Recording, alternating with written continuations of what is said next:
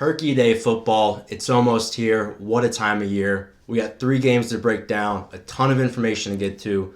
Let's just dive right into it. We're going to start with the Thursday night game, as it is far and away the best game of the 3, as we have the Baltimore Ravens traveling to the Pittsburgh Steelers. Pittsburgh Steelers at home, favored by 3, over under 45.5. First main trend that I want to bring up here is that Baltimore is 10-1 straight up in their last 11 road games. And I'm going to tell you flat out right now, I love Baltimore plus 3 this week. I would absolutely love Baltimore if it ever gets to 3.5. If you can on your sports book, buy the extra half point to 3.5. You're going to love having Baltimore plus 3.5 in this game. You better lock it up. You better lock it up. No, you lock it up. You lock it up. Lock it up. Lock it up. Baltimore is 6-4 right now. Pittsburgh is 10-0, and this is a must win for Baltimore. If Baltimore falls to 6-5, their playoff hopes might completely be out the window. Steelers at 10-0, not a must win in any sense of the word. It would be icing on the cake to beat Baltimore twice in 1 year. However, I think beating Harbaugh and Lamar Jackson is going to be very difficult to do twice in 1 year, especially this year when it is a must-win game. A few weeks ago, Baltimore lost 28-24. However, they were driving late in that game to score a go-ahead touchdown with only about a minute and a half left. Bugs, who we talked about this matchup, was so huge, kind of comes off and barely stops him. So it gives Williams the ability to come flying in. Pittsburgh was able to force a fumble on 4th down that ended the game. However, I believe that Baltimore actually really took control of that game late in the second half. Pittsburgh had the early lead with the early pick 6. It's been a great third down defense the last 2 weeks. The Steelers, and they've got an interception and a run back all the way home. However, with Pittsburgh's inability to really run the ball, as they're 22nd in the NFL with only 100 yards per game, they're not able to grind out clock the way that someone like the Baltimore Ravens, who are first in the NFL with 160 yards per game rushing, are able to do. Speaking of that pick 6, though, this is going to be a huge test for Lamar Jackson to take care of the football. He must avoid the fumble the way he did late, and he must avoid any interceptions, which is much easier said than done, as Pittsburgh is first in the NFL in sacks with 38 per game, and also first in the NFL in interceptions with 15 per game. Lamar is going to have to take care of the ball here. I know that he's not playing at his MVP level form that he was last year. However, he needs to find some of that. He needs to run the ball more efficiently. They need to straight up design more runs for him. They're not designing runs for him at the same level that they were last year, scheme-wise and just pure number of runs-wise. They're forcing him to drop back and pass way too much. They need to use Lamar Jackson the way they were using Lamar Jackson, and Lamar needs to take care of the football. Speaking of turnovers, Baltimore's got to force one here. They're 26th in the NFL in interceptions on the year. However, they are 8th in sacks, so they are able to get pressure. It's unclear right now if Calais Campbell will play. They could really use him. Baltimore is going to have to flip the turnover battle from a few weeks ago.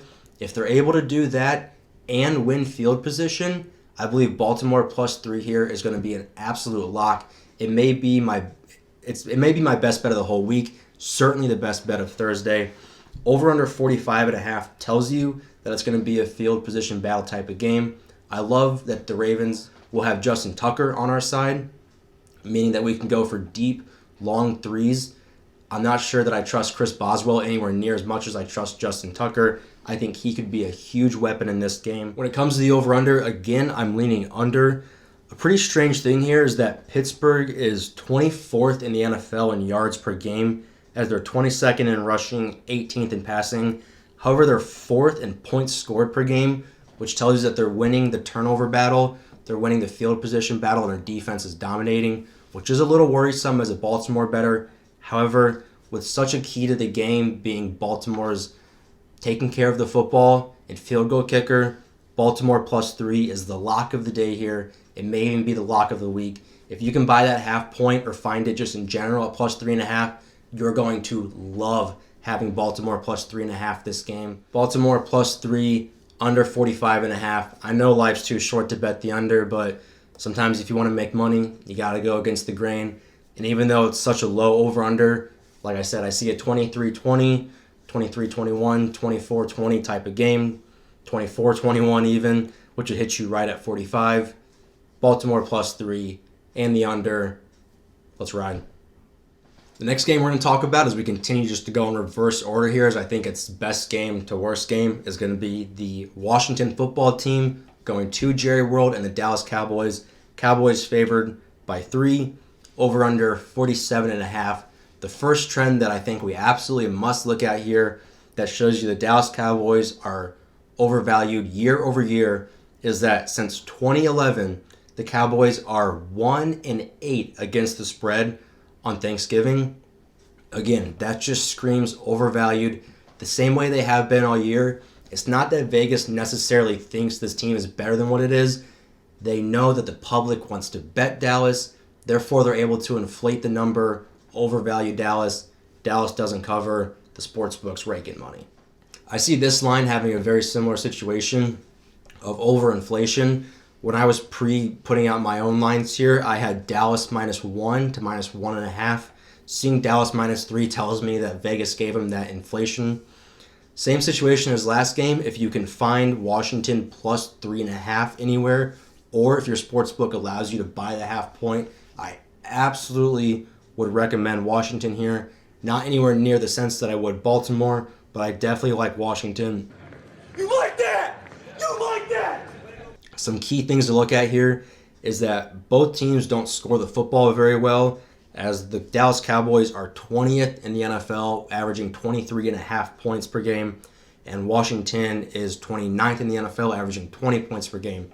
However, the big discrepancy here is actually in the defense, as the Cowboys are dead last in the NFL, 32nd in points allowed on the year, and Washington is actually 10th on the year, as that defense has been much better than people have realized. Washington is atop the NFL in passing defense, and they recorded 32 sacks on the year, which is actually tied for third most in the NFL.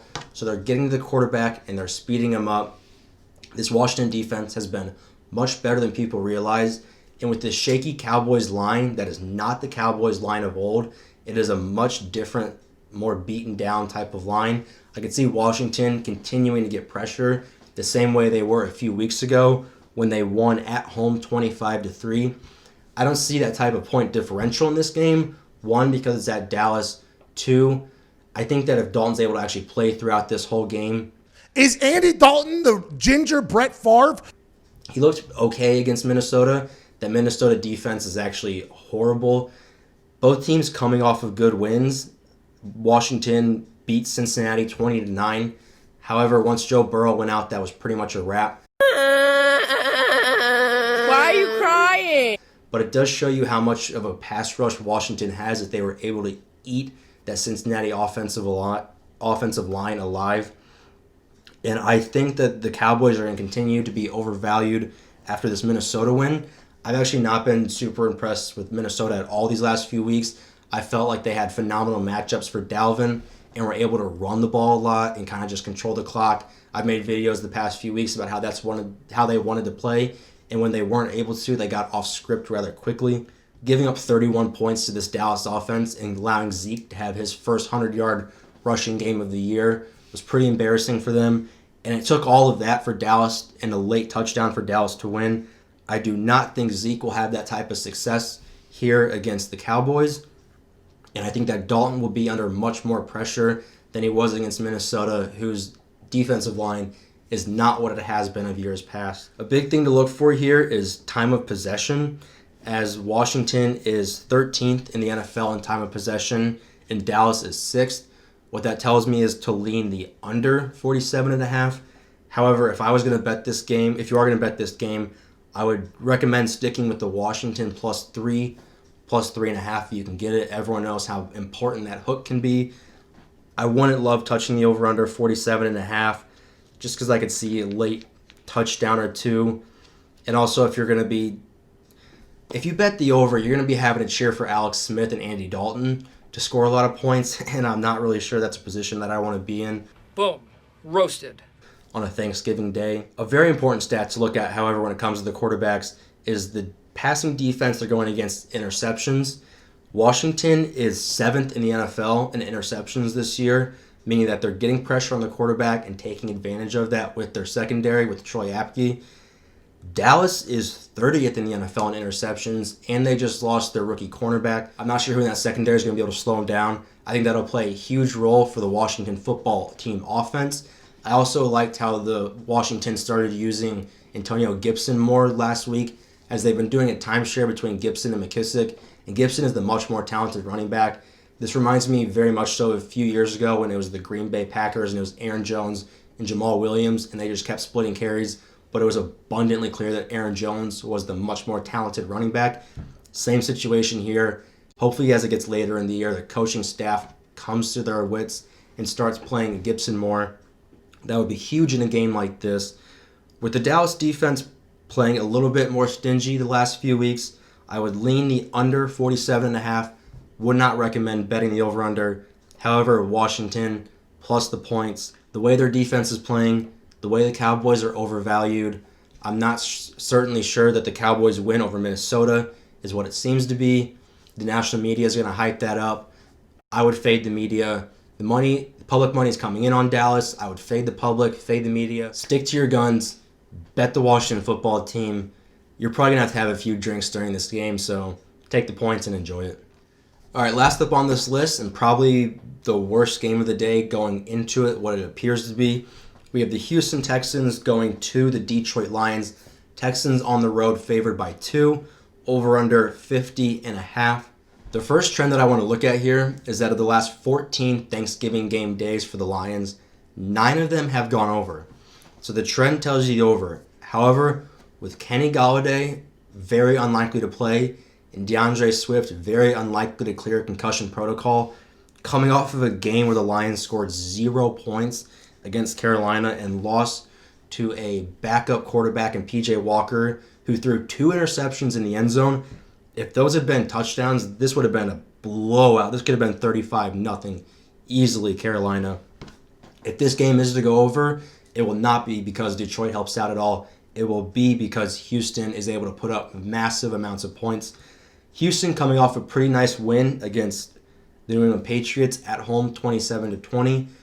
Pretty competitive game. That was my best bet of the week heading into it, was the Texans at home plus 2.5. My real best bet was at home plus the 120. I look for the Texans to actually control the game here. I really think Detroit is fading hard, fading fast. It's always tough to swallow points on the road. However, only swallowing 2, less than a field goal, this would be my second best bet of the day. Some key stats to look at here is that both teams suck at running the football, as the Houston Texans are 31st at running the ball with 84 yards per game, and the Detroit Lions are 29th in the NFL with 95 yards per game, meaning that both these teams are going to have to throw the football, which could be pretty successful for them, as the Detroit Lions are 20th in the NFL in interceptions on the year, and the Houston Texans, listen to this, the Houston Texans are dead last in the NFL with interceptions, 32nd overall. They have 2 interceptions on the year. I'm not even sure how you do that. Absolutely atrocious. Second thing to look for is quarterback pressure based off of sacks. The Detroit Lions are 26th in the NFL with only 14 sacks on the year, and the Houston Texans are 18th with 20. J.J. Watt actually had, I think it was 4 knockdown passes on Sunday against Cam Newton and the New England Patriots. I look for him to hopefully kind of get hot, stay hot. If J.J. can get hot and this Texans team can get a little bit hot here, they can get to 4 wins and kind of trick themselves into thinking that they can contend for a playoff spot, which maybe they can in the AFC. I see this being a much more important game for the Houston Texans than I do the Detroit Lions. The Lions historically are horrible on Thanksgiving. Strong lean towards the Texans here, minus the 2, based off of playing much better, having the much better quarterback on a short week who can improvise. The Lions missing their 2 best offensive playmakers in Kenny Golladay and DeAndre Swift. And with the over-under being 50.5, it tells me that they expect points. However, I don't see how Detroit's going to be able to put up that many points. That tells me they expect Houston to be able to put up their fair share, in which case I would love Houston. Houston minus the 2. I don't have a great lean on the over-under. I would lean under just because if I'm trying to think of how this game is going to look, it's going to be an early Thursday, Thanksgiving type of game day. It's probably going to be kind of ugly, not super fun to watch, just on in the background. And if that's the case, I'd rather just have the under than cheering for Matt Stafford to score points for me. I'm gonna lean the under. I'm going to lean under 50.5. Iffy on it, but I like it. Texans minus the 2. I definitely like it. Second best play of the day. Far and away, Baltimore 1, Texans 2, Washington football team 3. Go ahead and drop down in the comments who you guys are going to be betting on for Thursday Thanksgiving football, what totals you like, and what spreads you like the most. If you agree with me, if you disagree with me, and why. Be sure to keep an eye out for the second video coming out this week, breaking down Sunday's best bets. Thank you guys so much for watching. I hope everyone has a phenomenal Thanksgiving. Stay safe. Enjoy some football. I'll catch you guys in the next one. Peace out.